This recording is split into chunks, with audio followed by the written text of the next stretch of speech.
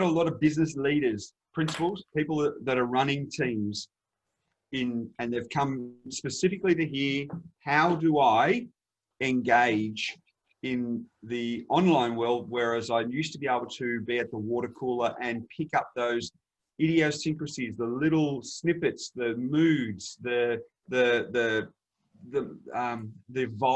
the marbo, the vibe of an office. I can't do that now.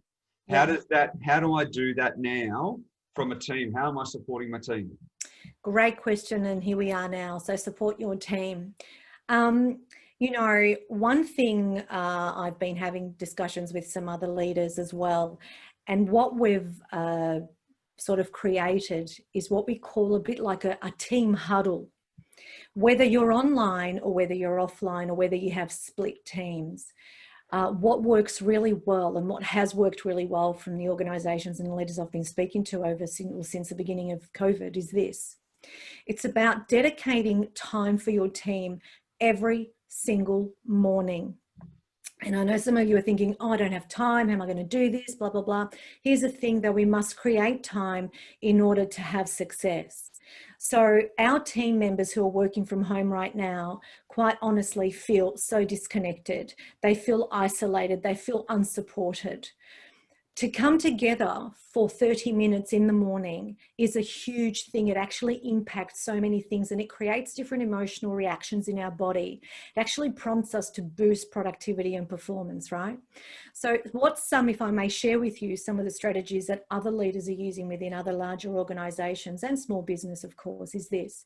They're coming together every morning, 30 minutes, and they're discussing important things like they're coming together to talk about, how are you guys going?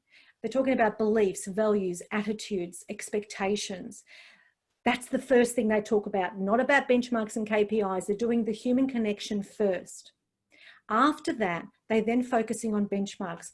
All right, guys, how are we going? Let's have a whiteboard up here. What do we need to talk about our benchmarks? What needs to be improved? Where are the gaps? Where are the areas of improvements? What can we do differently? And asking great questions. And this is where I'm going to share with you some great questions to use with your team over the online, but also in person. How's that going to work if you've got split teams? Well, everyone comes together. So you've got your split teams in a room and then you bring up your screen. So you bring your people online. So everyone still feels connected as a team. Has anyone tried that before? Is anyone doing that at the moment, or? We use Microsoft Teams for our office, and we do a lot of sort of social catch-ups as well, like we have Friday night drinks, and we've sort of got a new concept of a master chef where one of the staff will just create a meal and whoever wants to log on can join via Zoom and cook, you know, in their own homes as well. And that's something that you said, if you work from home, you actually can do stuff like that also. That's awesome, Ron. Thank you so much for sharing that. I appreciate that. One thing to remember, though, is that to leave it for once a week is not enough. It's important to catch up daily, because then you're also on trajectory. So you want to be able to connect with your team so that at the end of that conversation every day, they're still headed for that vision. They're still headed for that outcome. Why? Because you've cared and you've connected with them. So I understand the week thing, but we're human beings and we need connection all the time, right? It's when we're in the office, we say good day to each other, we speak with each other, we joke around, we whatever. All those emotional, feelings and chemicals are released in our body. And so we're pumped to do more. When we're at home, we don't have that. We're isolated, which is why it's really important to create these daily connections. Now, what even more than the 30 minutes, what these organizations, and I've suggested they implement, is this. That either once a fortnight or once a month, they add another half an hour to that and do some personal development. So instead of it being 30 minutes, it'll be an hour where they either bring in a contractor to do a presentation like I am here, or perhaps they touch on something where maybe they've noticed there's a gap within the team. So people feel like they're looked after, like the leader has listened to where the gaps are, and suddenly now they're starting to create a training, a bit of a learning, a bit of, you know, we're up because we want to learn. We're learning machines, human beings. And so when we start to develop those extra neural pathways, it makes us want to do more, makes us want to do better. It makes us feel like we matter and we can contribute. So when we're creating those connections daily and then adding an extra boost either fortnightly or monthly, the result is significant and it's successful. So for me, my suggestion to you, only because I know it has worked, would be to consider this strategy because of the times that we're having right now. And who knows what the norm's going to be? I mean, what was the norm even? You know, the norm was simply created, right? So who knows where this is going to take us? And this is quite an exciting time for everybody. And so to be able to create this connection with your team really matters. Alex, I listened to Mark Burris' Mentor podcast. Yes. And I think it would have been April, May.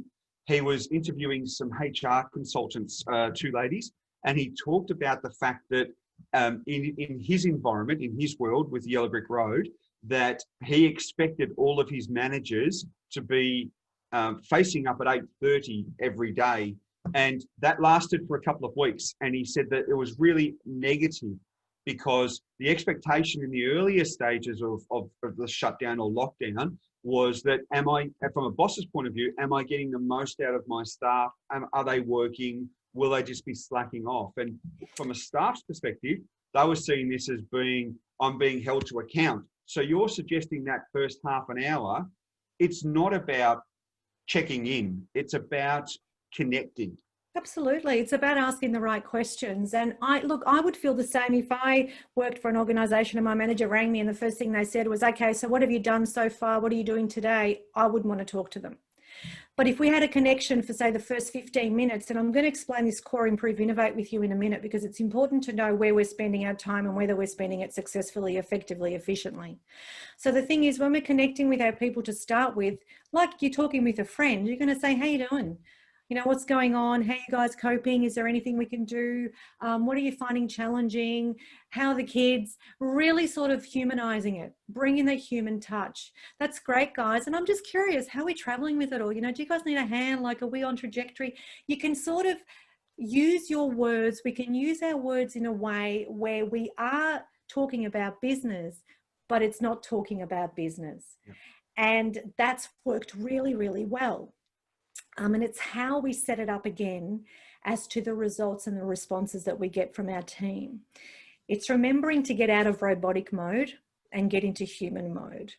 It's remember to ask all the right questions and also be mindful of noticing how your team, their responses are, not just through their words, but through their body language. When you say something, how are they moving? What's their mouth doing? Are they cool with it? Are they paying attention to you, or are they turning away? If they're turning away, you need to act on that. That is feedback to you. Our body gives us feedback. So if I have a team and I'm meeting with them, I'm going to have them all up on my screen and I'm going to watch each and every one of them and ask them, so guys, I'm really curious, how are you guys finding this? Let's all just go around the room, or can someone, something. It's important to notice people's movements because that's our body's way of giving feedback. And again, it's a learning skill. And it's one thing I'd like to, sorry, Michael, you had a question? I was going to say, it's never been more important now from a leader to actually lead and understand how to build teams. Absolutely. I think our industry, I sort of use it as it's a bit of a, I won't say it's a joke, but you know, often a senior manager will only be there because they've never left. And they just keep getting pushed up. It's not that they didn't have the skills. They were never promoted because they had skills. No one sacked them along the way, or they didn't leave. So, but now they're being found out. So how do we go about, and there are a lot of staff here as well that are sitting here thinking, my leader's a jerk. And, you know, so how do we get that connection? I'll just throw that one to you off the cuff. Yeah, that's fine. So your leader's a jerk. Well, firstly, why is your leader a jerk? Sorry, Alex, I work for myself, so I'm not talking about me. Some would say I am, but you know, like if the leader's in there and they're really trying to, well, it's 8:30 and you're supposed to log on at 8:30, why aren't you here? There's no emotional intelligence. Right. So just to get clear on your question, Michael, so I don't give you just a crappy answer. Yep. It's a very big question. It's a question that's very, There's not just one answer to it. No, so I guess the question was really around those leaders that right at the moment, they don't have those skills that they probably got away with in an For so office long. environment. Yeah. Now it's even more difficult in an online world. Absolutely. And so, you know what, it's okay. I'll get your question. I'm going to answer, and please tell me if I'm on point here. Okay. It's really important you give me that feedback. And that's where leaders need to get good at feedback. So it's about building your personal development. It's about building yourself first. And usually what happens is, and I wrote an article the other day on LinkedIn, usually what happens is that so many leaders get their position not because of their leadership skills, because of the fact that they're good at their technology stuff, like the techie stuff, like the to-do stuff. But that's different strengths to what we need to focus on when we're leading human beings. And so for that leader who may be coming across as jerky to their staff, firstly, do they know that? That's my question. Because not very many leaders know. In fact, none of us know how we are and how we present unless we're very self-aware to other people. And so this is where it's really important to ask questions to your team and be cool and courageous with copying the feedback, because feedback is so damn important. And so how many times, I wonder, have leaders asked, and I know in my time over the years, both in private and federal government sector, I've never had a leader say to me, "So Alex, I'm really curious, any feedback for me?" Never. How important is that to turn around in your morning sessions, guys, or even one-on-one? I really want to know, how can I do this better for you? Is there something that I'm lacking? And create a feedback culture. When we create a feedback culture, everyone's working together because there's no fear. Trust then builds, rapport builds, everyone trusts each other. And the leader is open for someone to coming up and saying, "Michael, you know what? You were a jerk yesterday and I really didn't like the way you spoke with me or to me. So you need to change that." And you're going to say, "How dare," instead of saying, "How dare you speak to me like that," it's like, "Really, Alex?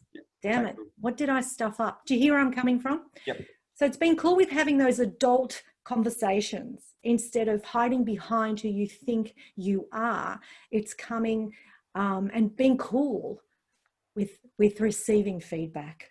That's so important. Without turning this into a political segment or episode, I think that there are 4 million Victorians that are all understanding what leadership is around at the moment, and they're all questioning leadership. And it's never been more prominent than when you are at the forefront every day, when you're looking at tonality, speech, taking on feedback. So I think we're all becoming experts at judging leadership or the lack thereof.